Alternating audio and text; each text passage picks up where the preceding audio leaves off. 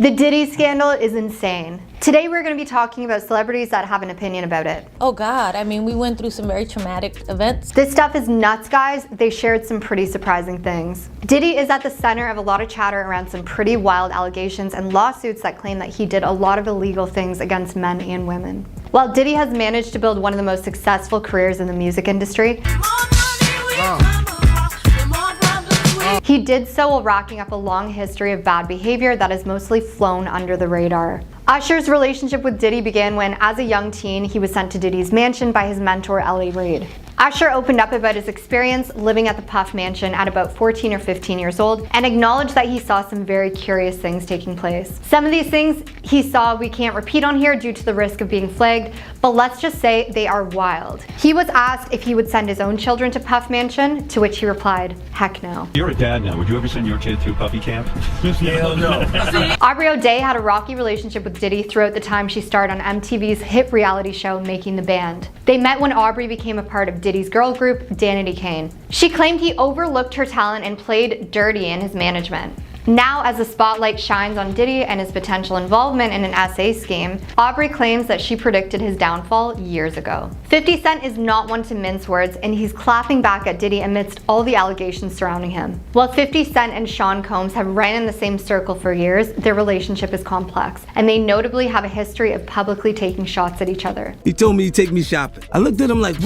what'd you just say? 50 Cent laid into Diddy after the mother of his child, Daphne Joy, was named in a lawsuit against Diddy that alleged he paid Joy monthly services as an adult worker. Posting photos from the federal raids on Diddy's properties, 50 Cent wrote on X, formerly known as Twitter, "Now it's not Diddy do it, it's Diddy done. They don't come like that unless they got a case." Let me move, man, before I do something. You're gonna make me mess up the wedding. Diddy's former producer, Rodney Little Rod Jones, came out against him in a major lawsuit filed in February 2024. As the New York Times reported, Rodney claimed that while he was working for Sean Combs on his album, he touched him without consent and attempted to groom Lil Rod into participating in certain acts with another male. At the time, Lil Rod had been living with Diddy for months while working on the record. Rodney also claims he was forced to drink laced tequila while at Diddy's home, only to wake up in the early morning hours unclothed with an adult worker sleeping beside him. He made other disturbing claims that I can't repeat here due to the risk of being flagged. Kanye West made some bold claims about Sean Combs in a resurfaced interview that was previously removed but has been reposted to X following Diddy's legal troubles. While speaking with Drink Champs in 2022, Kanye claimed that Diddy cut a deal with the FBI to escape arrest. He also accused the Kardashian family of kidnapping his child, arguing that many rappers refused to come to his aid,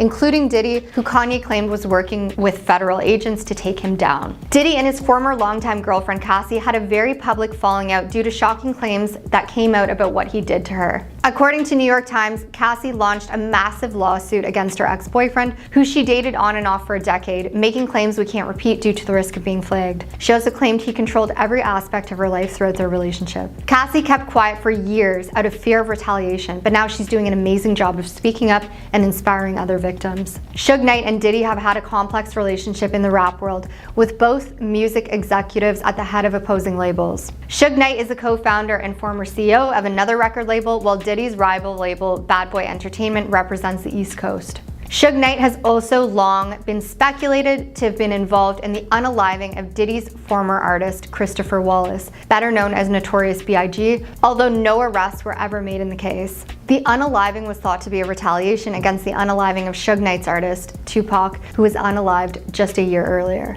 We're using the term unalived due to the risk of being flagged. Suge Knight took to X to share his thoughts on the whole ordeal, alleging that there's so much more to come in bringing down some of the music industry's top players. People, the raids today wasn't for Diddy. It was to destroy the incriminating stuff on powerful men. P. Diddy has been in some ridiculously toxic relationships, and let me tell you, there is a common factor here. I'm vivacious, eccentric, and I'm a Scorpio. It isn't the beautiful weather in LA or even In-N-Out Burger for that matter. It's the fact that P. Diddy is a bad man who just couldn't treat a woman properly if his life depended on it. You know, it was a big problem. So let's take a deep dive into what some of his ex-girlfriends or any woman who was associated with him have said about P. Diddy and their relationship. Kim Porter claims that she lost all respect for P. Diddy. And during an interview with Essence in 2006, Kim Porter and Diddy actually discussed together his past relationship with Jennifer Lopez. Kim Porter says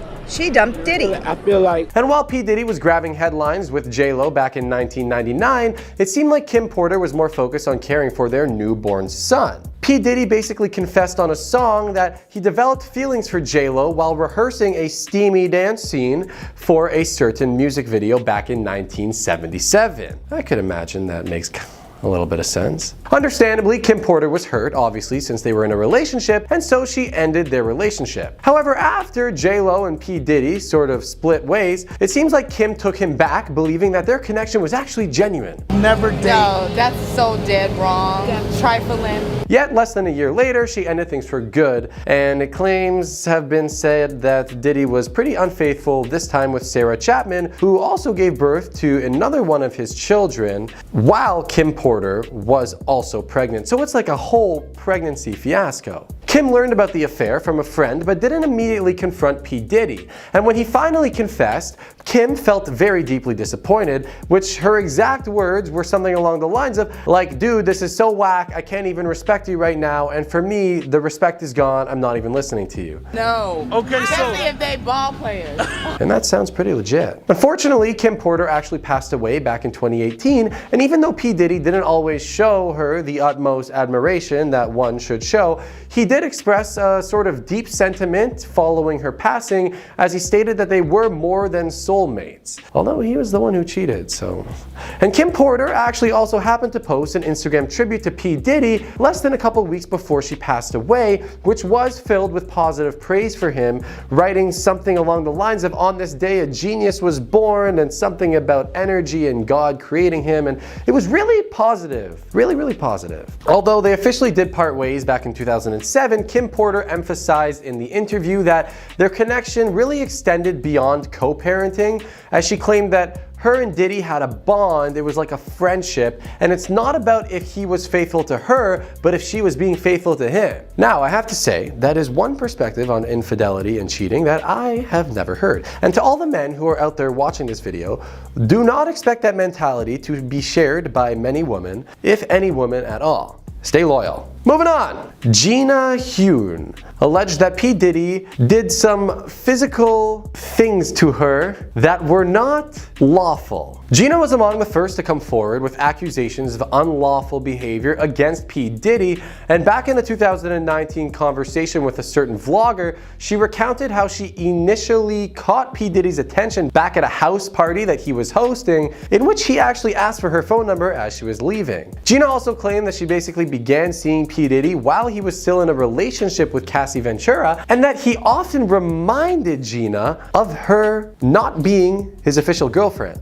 She said that he would basically always compare her to Cassie and tell her that she's the bad one and that Cassie's a good one. He was basically playing these mental games that are not a nice thing to do. And according to Gina, P. Diddy displayed manipulative, cruel, as well as jealous behavior. She also claimed that P. Diddy got really upset when she shook hands with Meek Mill at a birthday party before expressing his anger physically after the party. Gina also claimed that P. Diddy grabbed her hair, he would curse at her, and then once upon a time, arriving at a hotel, she even said that she would push his hand against her face very forcefully and that it would cause her nose to bleed. Like really hard. And basically, it was not a nice relationship and he's a bad man. Gina also told this vlogger in an interview that she had a couple of occasions where she did not go through with a pregnancy while she was romantically linked with P. Diddy. She claimed that he actually offered her a hefty large sum of money, I'm talking 50 G's, to actually halt the pregnancy, but she refused the money. And when she became pregnant a second time, Gina was more hesitant and told Diddy that she actually needed to take time on her own to decide. However, at the end of the day, she did end up accusing him of pressuring her to undergo this certain procedure, and that when she did, she felt deeply wounded by P. Diddy's absence, as he had chosen to go to Burning Man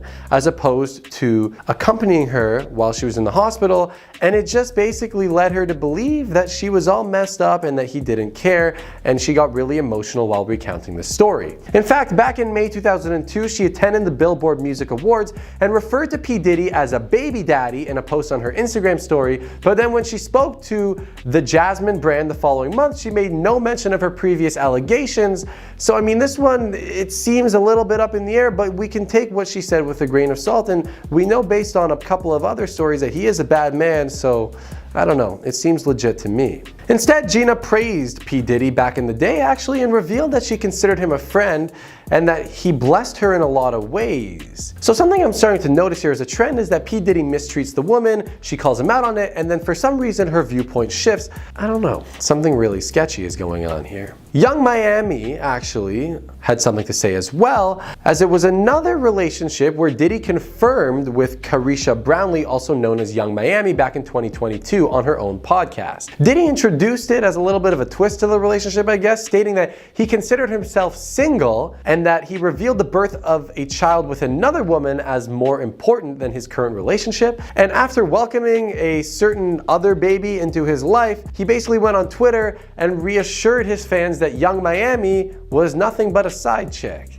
And in 2023, she actually declined that they ever did date, although she was very open about a particular activity that her and P. Diddy would partake in while showering together. Let's just say in the showers, it was raining more than clear water. I'm talking liquid gold. And the name P. Diddy makes a lot of sense. First, I didn't like him at all, I didn't. I thought he was like... Years ago, Jennifer Lopez exposed Diddy as a cheater, but no one listened. Today, we're going to be looking at their past relationship and some of the things that she had to say. Sean and I were very different that way, After Jennifer Lopez and P. Diddy's breakup in 2001, Jennifer never held back and was honest about talking why the relationship ended. In an interview with Vibe magazine in 2003, JLo said that P. Diddy cheated on her. Coupled with the allegations, it really doesn't shine a positive light on him at all. Diddy has a dark history hidden behind his flashy fortune. Man, you got some visitors, dog. His billion-dollar business now stands in a cloud of uncertainty as federal agents have already raided his mansions. The home of rapper P. Diddy is being raided. Today, we're going to be exploring some dark facts that aren't well known. And guys, you're going to want to stick around for this because they are shocking. Before Sean Combs became a household name, he was earning his way into the industry as a rap promoter. Combs was at the center of a celebrity basketball event that turned into a stampede. Diddy organized the charity game at City College in Harlem, New York, which featured artists like Boyz II Men. Due to poor crowd management and a lack of security, the event ended in mayhem with a massive crowd attempting to rush into the stadium. Up to 5,000 people showed up to the event with a capacity of 2,000, resulting in a crowd surge that unalived 9 individuals and left 29 more injured. There was the Heavy D and Puff Daddy celebrity basketball game. City College tragedy. Another record label and Bad Boy Entertainment were once rivals in an East Coast versus West Coast feud that holds a place in rap history. This story began on good terms as Sean Combs was previously friends with Suge Knight, who founded the other record label. A fight outside Atlanta nightclub changed all that, however, when an argument with members of the Bad Boy label turned bad and Suge Knight's security guard, Jake Robles, was unalived. Allegedly, Anthony Wolf Jones shoots and kills Jake Robles. The suspect's armor was never recovered from the scene, but an informant told authorities that the man responsible for the crime was Diddy's then bodyguard Anthony Wolf Jones. Anthony's attorney denied his client's involvement in the incident at the time, as did attorney for Sean Combs, despite Howard's claim that the suspect from Diddy's label, Atlanta police, never investigated the Bad Boy founder or his entourage about their involvement. Sean Combs was involved in yet another media debacle in the 90s when he got into a fight with music executive Sean Stouts. The issue was sparked after Sean Stouts, who was Nas's then manager, accidentally sent the wrong version of Nas and Combs' Hate Me Now music video to premiere on MTV in 1999. In the first version, Diddy was depicted as Jesus Christ on the cross, but he ordered those scenes to be cut out. Sean Stout told MTV that upon discovering the mix-up, Diddy and 2 of his business partners stormed into the office, beat him up, leaving him with a broken jaw and an arm, and Diddy was charged. Sean Combs later apologized for the fiasco, telling MTV, "I can say this, his jaw was never broken as was reported, his arm was never broken. I mean, I never hit him with a bottle or a chair, nothing like that, but I can't get into the play-by-play details. I can say this, I'm totally wrong and I feel really sorry about it." Diddy was involved in a highly controversial trial that led to a shocking acquittal at the turn of the century. Sean Combs was partying with his then girlfriend Jennifer Lopez in a nightclub in Manhattan, celebrating new music by his former signee Shine. According to New York Magazine, Puff Daddy accidentally bumped into a man named Matthew Allen, spilling the drink in his hand and leading to a scuffle. A man from Matthew's entourage reportedly threw a stack of money in Combs' face, which led to all of the men drawing their firearms. The king of scuffle was added again in 2013 when tabloids got wind of yet another altercation in which Sean Combs was involved. Puff Daddy got to puffing his chest at the VMAs that year after hearing Kendrick Lamar's feature on Big Sean's track Control. In the track, Lamar takes shots at various rappers and even dubs himself the King of New York, a title Diddy has been known to call himself. As reported by Complex, a reportedly under the influence Diddy allegedly confronted Lamar over the song and may or may not have poured a drink on his head. An argument ensued and J. Cole reportedly intervened by putting his hands on Diddy, and a tussle broke out between Diddy and Lamar's entourages. The fight was ultimately broken up and the rest is history. However, history can be interpreted in different ways, and one witness told Page Six at the time that it was J. Cole who was hurling insults at Puff Daddy and his then girlfriend Cassie. Puff Daddy had some words for Drake in 2014 when the two stars got into a heated discussion in Miami. As per the Miami New Times, Drake and Sean Combs came to blows outside of a nightclub in Miami Beach after attending DJ Khaled's event. Witnesses claim the two had it out for each other over music rights and were seen arguing over the profits. When the heated discussion reportedly ended up physical, there's no confirmation as to who threw the first punch. Bystanders did, however, hear Diddy telling Drake, "You will not disrespect me." I hope you enjoyed this video. If you want to hear more of the hottest celebrity gossip, give FTD News a like to stay up to date. Hope you have an incredible day.